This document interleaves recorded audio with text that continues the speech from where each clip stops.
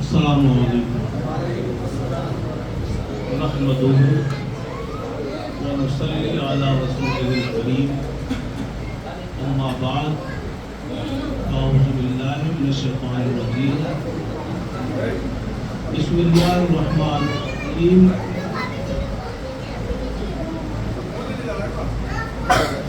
شہر رمضان الذی انزل فیہ القرآن صدق اللہ مولانا العظیم ان اللہ وملائکتہ یصلون علی النبی یا ایھا الذین آمنوا صلوا علیہ وسلموا تسلیما اللہم صل علی سیدنا و شفیعنا مولانا محمد مبارک وسلم. آپ پر، آپ کے گھرانے پر، آپ پر، آپ کے گھرانے پر میرا سب کچھ نثار ہے آقا. بہت بہترین کلام آپ ان سے سن رہے تھے. اس سے بھی بہترین کلام ابھی تک آپ ان سے سنتے رہے.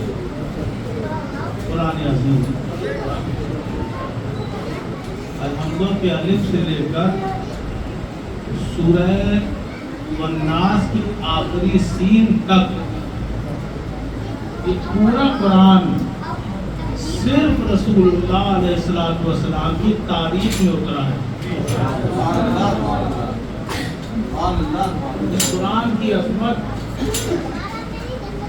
پہلے تو آیت کا ترجمہ آپ سماعت کر لیں. حالانکہ میں کوئی تقریر کا موڈ بنا کے گھر سے آیا ہی نہیں تھا.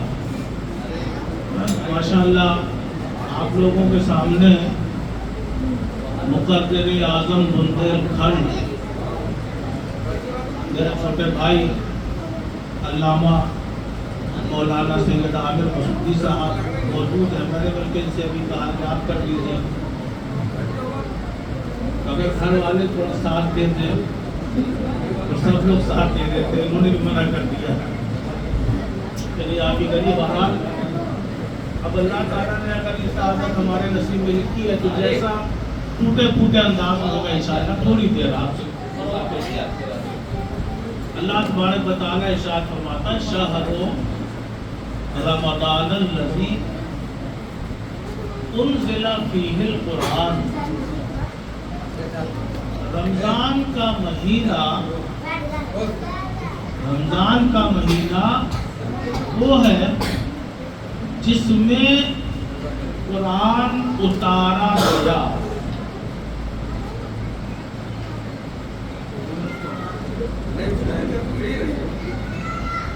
رمضان کا مہینہ اللہ فرماتا ہے شہر رمضان، رمضان کا مہینہ الذی جس میں انزل فیہ القرآن، اس میں قرآن اتارا گیا. مگر ہم تو یہ دیکھتے ہیں کہ یہ قرآن آپ پورا اسلامی سرکار دیکھیے کہ جب سرکار دو عالم صلی اللہ علیہ وسلم نے نبوت اور رسالت کا اعلان کیا تھا وہ آپ کی عمر کتنی تھی؟ معلوم نہیں آپ کو؟ تو معلوم ہونا چاہیے کہ جب حضور نے اپنے نبی ہونے کا اعلان کیا عمر کیا تھی؟ 40 سال. 40 سال.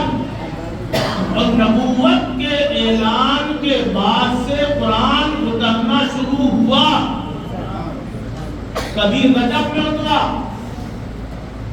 کبھی شوال میں اترا، کبھی محرم میں اترا، کبھی سفر میں اترا.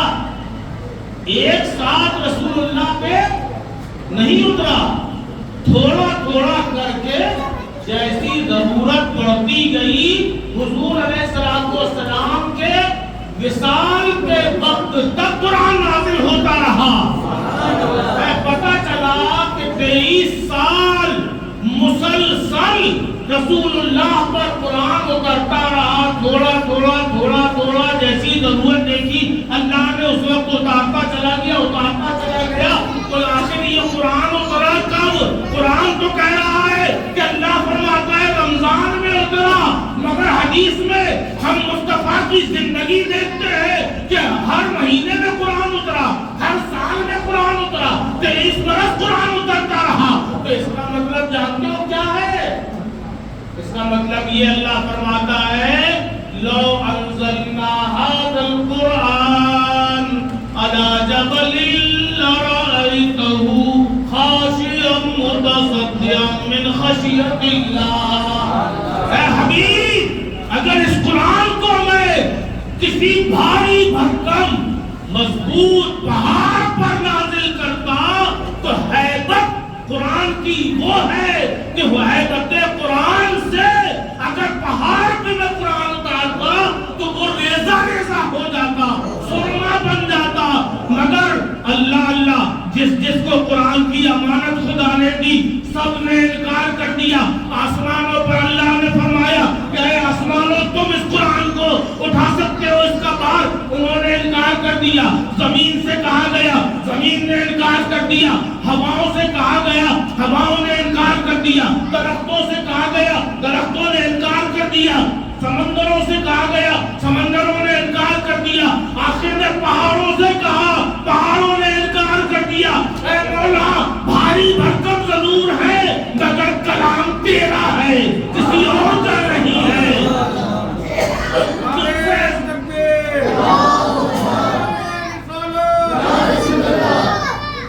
تجھ سے زیادہ عظمت والا کوئی نہیں ہے اور تیرے کلام سے زیادہ صاحب حیبت کوئی کتاب نہیں ہے. اس لیے یہ قرآن وہاں تو نہیں اترا، پہاڑوں نے انکار کیا، ہر چیز نے انکار کیا، مگر مجھے کہنا پڑے گا کہ میرے مصطفیٰ کے سینہ اقدس کی طاقت دیکھو کہ جس امانت قرآن کو بڑے بڑے مضبوط پہاڑوں نے لینے سے انکار کر دیا اور قرآن کو اللہ نے سینہ مصطفیٰ پر لوح محفوظ بنا کر اس میں پورا قرآن رمضان کے مہینے میں شب قدر میں نازل کر دیا.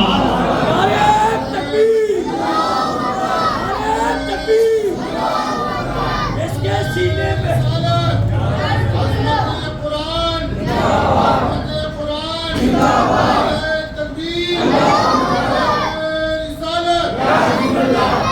جس کے سینے پہ محفوظ قرآن ہو گیا، جس کے سینے پہ محفوظ قرآن ہو گیا، جلا نہ پائے گی جہنم کی آگ بھی، جس کے سینے پہ محفوظ قرآن ہو گیا.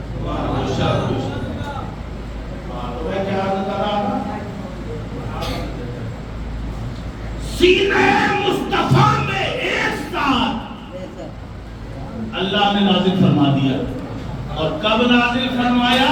اسی کو خدا کہہ رہا ہے شہر رمضان الذی انزل فیہ القرآن. اللہ نے قرآن رمضان کے مہینے میں نازل فرمایا. مگر خدا کا فیصلہ دیکھو. اب ہم لوگ سوچ سکتے ہو سکتا ہے ایک رمضان سے 30 رمضان یا 29 رمضان تک بیچ میں کبھی نازل ہوا. سرکار سے پوچھا گیا کہ یا رسول اللہ پورے 29 دنوں میں کس دن نازل ہوا؟ یہ بھی قرآن بتا رہا ہے. قرآن کہہ رہا ہے انا انزلناہ فی لیلۃ القدر. ہم نے قرآن شب قدر میں نازل کیا. سبحان اللہ سبحان اللہ. سمجھ میں آ گیا؟ سینہ مصطفیٰ میں قرآن محفوظ ہوا شب قدر میں اور دھیرے دھیرے آتا رہا. اس کی ایک مثال آپ کو بتاؤں. آپ لوگ سوچیں گے جب محفوظ تھا تو پھر جبریل بھیجنے کی ضرورت کیا تھی؟ موقع موقع پہ جبریل آیتیں لے کے آئے. کیا ضرورت تھی؟ یہی وجہ کہ جب پہلی وحی آئی مصطفیٰ قرآن تو بعد میں آیا، مصطفیٰ کے سینے میں پہلے آ گیا. اس لیے جیسے ہی وحی آئی پہلی اور جبریل کھڑے ہو کے کہہ رہے اقرا پڑھیے. مصطفیٰ فرماتے مانا بقاری، میں پڑھنے والا نہیں. میں پڑھنے والا نہیں، مگر کچھ جاہلوں نے اس کا ترجمہ کر دیا کہ اللہ کے رسول نے کہا میں پڑھا لکھا نہیں ہوں۔ ارے قاری کسے بولتے ہو یار؟ قاری صاحب یعنی پڑھنے والے، ان پڑھ ہوئی؟ آپ کسی کو کہ قاری صاحب آ رہے ہیں، نہیں ان پڑھ صاحب آ رہے ہیں؟ ارے ان پڑھ صاحب آ رہے ہیں تو آپ کو ضرورت کیا ہے پھر استقبال کرنے کی؟ کھڑا ہو رہا قاری قرآن پڑھنے والا۔ جیسے ہی اتنا کہا جبریل نے اقرا صرف اتنی کہا، مصطفیٰ کہتے ہیں ما انا بقاری، میں پڑھنے والا نہیں۔ جبریل نے پھر دوبارہ کہا اقرا، پھر حضور فرماتے ما انا بقاری، میں پڑھنے والا نہیں۔ پھر تیسری مرتبہ جبریل جو بھول گئے، یاد آ گیا، مصطفیٰ کی نظر جبریل پر پڑی، بھولا ہوا سبق یاد آیا، جبریل سے کہا جبریل، اشاروں میں فرمایا جبریل ذرا دیکھو جو تم پڑھا رہے ہو یہی ہے میرے سینے میں جو لوح محفوظ ہے، اس میں دیکھو کیسا لکھا ہوا ہے۔ تو جبریل کو نظر آ گیا کہ وہاں تو لکھا تھا اقرا بسم ربک الذی خلق، اے پڑھیے اس رب کے نام سے جس نے مخلوق کو پیدا فرمایا۔ سبحان اللہ سبحان اللہ۔ جبریل نے پورا پڑھا تو حضور نے پڑھنا شروع کر دیا۔ ایسے ہی اور جبریل ایک مرتبہ جب آئے حروف مقطعات لے کر، حافظ لوگ جانتے ہیں مقطعات کیا ہے؟ شاید آپ لوگ کو نہیں معلوم ہو کون سی چڑیا کا نام ہے قرآن پاک میں؟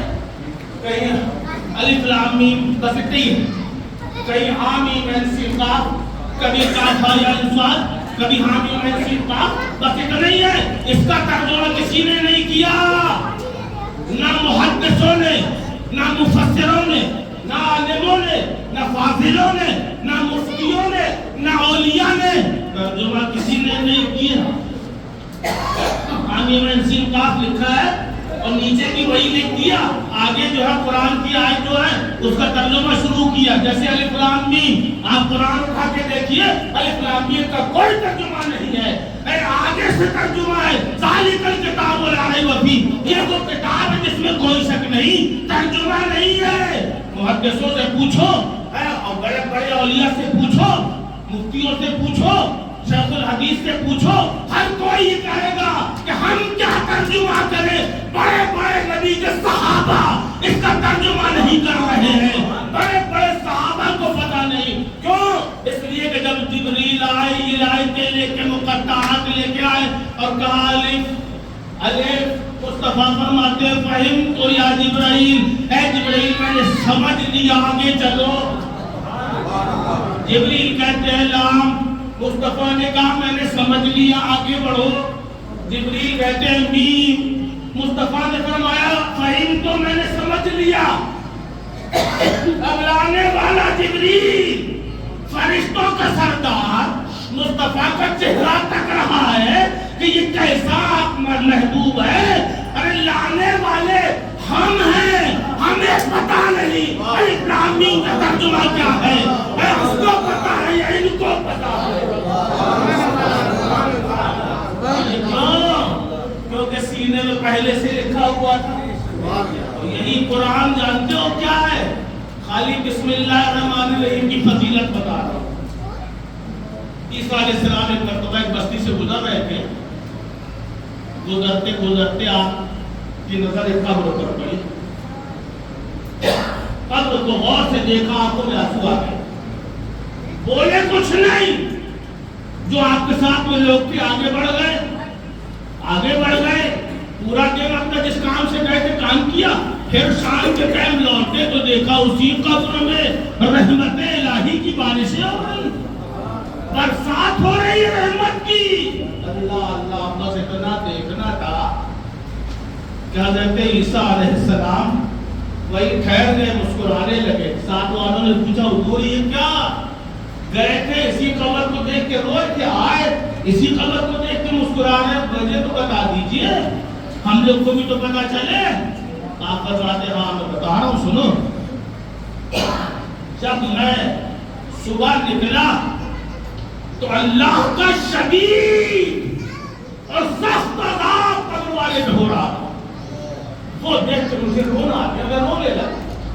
بہرحال اللہ کا فیصلہ، میں آگے بڑھ گیا کہ اب یہ مرنے کے بعد کوئی نیکی تو کر نہیں پائے گا، کوئی نیک عمل تو کر نہیں سکتا، میں کیا کروں گا؟ آگے نکل گیا۔ اور جب لوٹا تو جس پر عذاب ہو رہا تھا میں نے دیکھا اس پر جو ہے جنت کے دروازے قبر میں کھلے ہوئے اور اللہ کی رحمتیں جھما جھم برس رہی۔ کہا حضور یہ کیوں؟ آپ نے فرمایا میں نے بھی اللہ سے یہ پوچھا، تو جانتے ہو اللہ نے کیا فرمایا؟ اے میرے پیغمبر کی عیسیٰ بہت گناہگار شخص تھا یہ، جس پر عذاب میں کر رہا تھا، کیونکہ میں صاحب انصاف ہوں، اس نے بہت گناہ کیے تھے، اس لیے اے موسیٰ میں اس کو عذاب اس پر کر رہا تھا۔ مگر موسیٰ عیسیٰ جب یہ مر رہا تھا تو وہ مرنے کے وقت اس کی بیوی کے پیٹ میں اس کا بچہ تھا، اور وہ بچہ پیدا ہونے کے بعد ابھی آدھی کچھ سال کچھ مہینے کا ہوا تو اس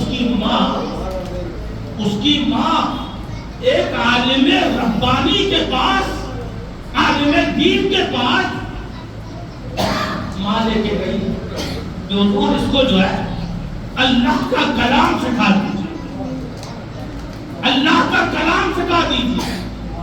تو اس کے استاد نے اس بچے کو کلام پڑھنے سے پہلے صرف بسم اللہ الرحمن الرحیم کا درس دیا اور کہا بیٹا پورا دن تم کو اسی کو یاد کرنا ہے، پہلے اسے یاد کر لو، کل سے سبق آگے بڑھے گا۔ اے عیسیٰ میرا عذاب تو اس کے باپ پہ ہو رہا تھا، مگر جب وہ چھوٹے سے بچے نے مجھے بسم اللہ الرحمن الرحیم بسم اللہ الرحمن الرحیم بسم اللہ الرحمن الرحیم پورا دن پکارا، مجھے حیا آئی، مجھے شرم آئی کہ میرا جو بچہ مجھے رحمان کہہ رہا ہے، رحمان مانے مہربان اور رحیم کہہ رہا ہے، رحم والا کہہ رہا ہے، جس کا بچہ زمین کے اوپر مجھے رحمان و رحیم دن بھر چلا چلا کر کہتا رہا، میں اس کے باپ کو قبر میں عذاب دوں، میری غیرت کو دوبارہ نہیں ہوا، اس لیے اس بچے کے اس عمل کی وجہ سے میں نے اس کے باپ کو بخش دیا، اس کے عذاب کو رحمت میں بدل دیا۔ کتنے خوش نصیب ہیں وہ ماں باپ جن کے بچے حافظ قرآن ہیں۔ انہی خوش نصیبوں میں دیکھیے ایک صاحب کو بیٹھے ہوئے پیچھے، ذرا سے زیارت کر لیجیے، آپ ابو ایک بار کھڑے ہو جائیے، یہ فخر کی بات ہے، یہ فخر کی بات ہے۔ ان کا بیٹا یہ حافظ دانش بیٹھ جائیے، کتنا زبردست الحمدللہ کام کیا ہے۔ حافظ قرآن بنانے والا گھر کا ماحولی ہوتا ہے، حالانکہ پڑھانے والے اس سے بھی زیادہ عظمت والے ہوتے ہیں۔ اللہ کے حبیب فرماتے ہیں خیرکم من تعلم القرآن وعلمہ، تم میں سب سے بہترین وہ ہے جو قرآن خود بھی پڑھے اور قرآن دوسروں کو بھی پڑھائے۔ قرآن ہے کیا؟ بس آخری بات عرض کر رہا ہوں کہ مولا کائنات شیر خدا، خدا کا شیر، آفتاب رسالت کی عظیم الشان تجلی، سبحان اللہ، مہتاب ولایت،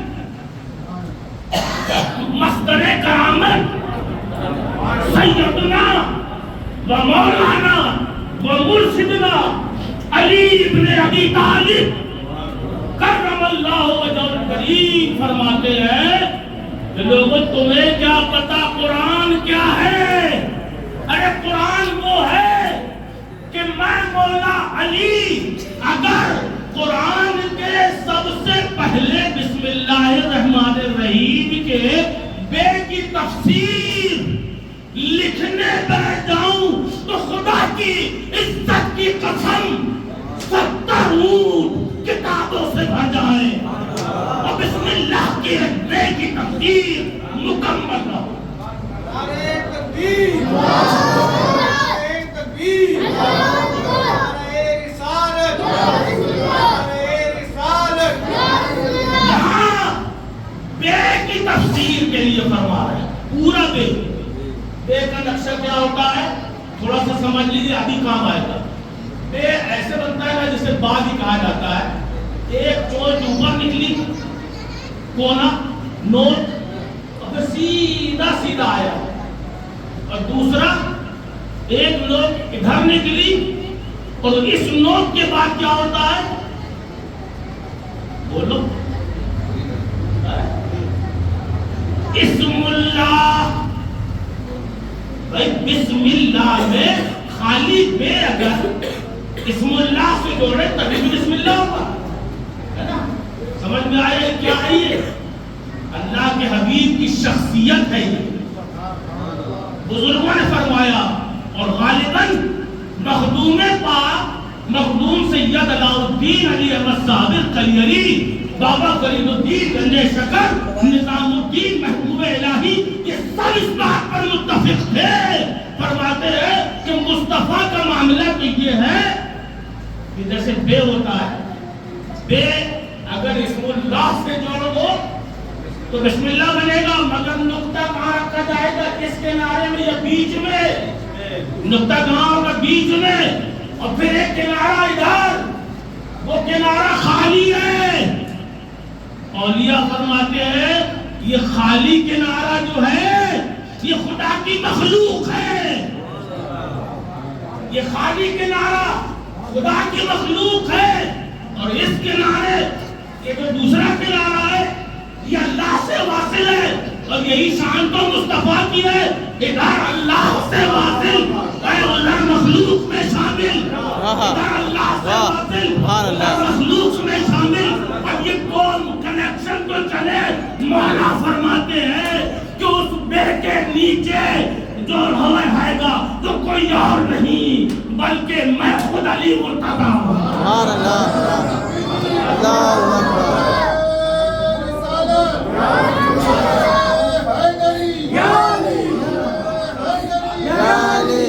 مولا سے پوچھا گیا ادھر علی بتائیے تو یہ نقطہ کیا ہے؟ یہ تو سمجھ میں آ گیا کہ ادھر مخلوق میں سے شامل، ادھر اللہ سے واصل، یہاں اللہ سے ملے وہاں مخلوق تک میں شامل. اور اگر ایسا نہ ہوتا مصطفیٰ کے ساتھ تو خدا سے لے کر مخلوق کو دیتے کیسے؟ خدا سے قرآن لیا مخلوق کو عطا کر دیا، خدا سے عرفان لیا مخلوق کو ادا کر دیا، خدا سے احسان لیا مخلوق کو دے دیا.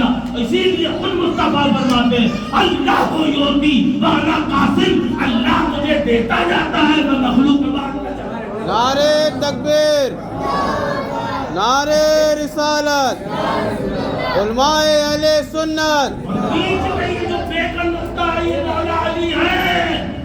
یہ خود مولا علی فرماتے ہیں انن نقطہ تو تحت الباب، بے کے نیچے جو نقطہ ہے علی فرماتے ہیں خدا کی عزت کی قسم وہ نقطہ میں ہوں. سبحان اللہ. اور دوسری جگہ پہلے آپ نے فرمایا جتنے علم قرآن میں ہے پورے قرآن میں اس کا پورا نچوڑ سورہ فاتحہ میں ہے، اور سورہ فاتحہ کا پورا نچوڑ بسم اللہ الرحمن الرحیم میں ہے، اور بسم اللہ الرحمن الرحیم کا پورا نچوڑ بسم اللہ کے با میں ہے، اور با کا پورا نچوڑ قرآن عظیم کا با کے نقطے میں ہے. اور فرماتے ہیں انل نقطہ تو تحت الباب، وہ نقطہ کوئی اور نہیں میں ہی ہوں. پتہ چل گیا کہ اگر قرآن کو پھیلا دو، قرآن کو بے کے نقطے کو اگر قرآن کو پھیلا دو تو قرآن خدا کی کتاب بنتا ہے، اور اگر پورے قرآن کو سمیٹ دو تو علی مرتضیٰ. نعرہ تکبیر، نعرہ رسالت، نعرہ حیدری. اسی لیے ہم ڈنکے کی چوٹ میں کہتے ہیں علی جیسا محمد رسول اللہ کے بعد نہ کوئی آیا تھا نہ آئے گا. بے شک. بے شک حضور کا ہر صحابی اپنی فضیلتوں کے اعتبار سے عظمت والا ہے، جس کی جو عظمت ہے وہ عظمت اپنی جگہ مسلم ہے، مگر اہل بیت میں علی سے زیادہ مصطفیٰ کا کوئی قریبی نہیں ہے۔ بے شک اہل بیت میں مصطفیٰ سے بڑھ کر، علی سے بڑھ کر مصطفیٰ کا کوئی نہیں ہے، اور یہی وجہ ہے کہ علی نے تو وہ کام کیے ہیں، ہر جنگ کا ہیرو علی مرتضیٰ، سبحان اللہ ہر میدان میں علی، خلفائے راشدین، ابو بکر صدیق رضی اللہ عنہ، سیدنا عمر فاروق رضی اللہ تعالی، سیدنا عثمان غنی رضی اللہ تعالی، امام حسن مصطفیٰ رضی اللہ تعالی عنہ، یہ خلفائے راشدین میں دیکھو گے تو بیچ میں مولا علی شیر خدا ہے۔ اہل بیت میں دیکھو گے تو اہل بیت میں بھی علی، بے شک ادھر بھی علی، ادھر بھی علی، ادھر بھی علی، ادھر بھی علی۔ عزیزان محترم، جانتے ہو ایک حدیث آخری بیان کرتا ہوں، اللہ کے رسول علیہ السلام کی حدیث ہے، اگر یہ آپ نے کم سنی ہوگی، اگر ساری دنیا کے لوگ علی کی محبت میں جمع ہو جاتے تو اللہ تعالیٰ جہنم کو پیدا ہی نہ کرتا۔ سبحان اللہ سبحان اللہ یہ نہیں کہا کہ اگر لوگ نماز پڑھنا چھوڑ دیتے ہیں، اگر لوگ نماز نہ پڑھتے، روزہ نہ رکھتے، حج نہ کرتے، یہ کرتے وہ کرتے، اللہ نے یہ نہیں فرمایا، سرکار نے یہ نہیں فرمایا، بلکہ سرکار نے کیا فرمایا، اگر پوری امت پوری امت پورے انسان جمع ہو جاتے محبت علی پر، میں جہنم کو پیدا ہی نہ کرتا۔ ایک چیز، ایک حدیث اور میرے نظر سے گزری، سرکار علیہ السلام فرماتے جتنے میٹھے پھل کھاتے ہو نا یہ سب علی کا صدقہ ہے۔ کیسے؟ یہ بھی حدیث میں موجود ہے، کتاب کا نام انوار المطالب فی ذکر علی ابن ابی طالب، اس میں یہ حدیث نقل ہے، فرماتے ہیں کہ اللہ نے علی کی محبت درختوں پہ پیش کری، سبحان اللہ فرمایا جن درختوں پہ پیش کری اللہ نے، فرماتے خدا کی عزت کی قسم جس درخت نے علی کی محبت کو تسلیم کر کے سر تسلیم جھکا لیا وہ سب میٹھے ہو گئے، اور جو درخت اکڑے رہے وہ آج بھی کڑوے ہیں، جیسے دھتورا، نیم، کریلا، یہ سب جو ہے آدمی کھا کے ٹینشن میں آ جاتا ہے، اس لیے جو ہے میٹھا پھل کھاؤ تو شیر خدا کو یاد کرو، سبحان اللہ اور جنت میں بھی جاؤ گے وہاں بھی علی کو یاد کرنا، کیونکہ علی خود فرماتے ہیں کہ میرے محبوب رسول اللہ نے فرمایا یا علی، اے علی انت قسیم الجنت والنار، اے علی تو جنت اور دوزخ دونوں بانٹنے والا ہے، سبحان اللہ سبحان اللہ اگر محبت کرو گے مولا سے تو جب بانٹنے کا نمبر ہوگا بولو مولا کہاں پہنچائیں گے، جنت چاہنے والوں کو تو پہلے بھیجا جاتا ہے، بے شک اسی لیے علی سے بھی پیار کرتے ہیں، علی کی آل سے بھی پیار کرتے ہیں، کیوں؟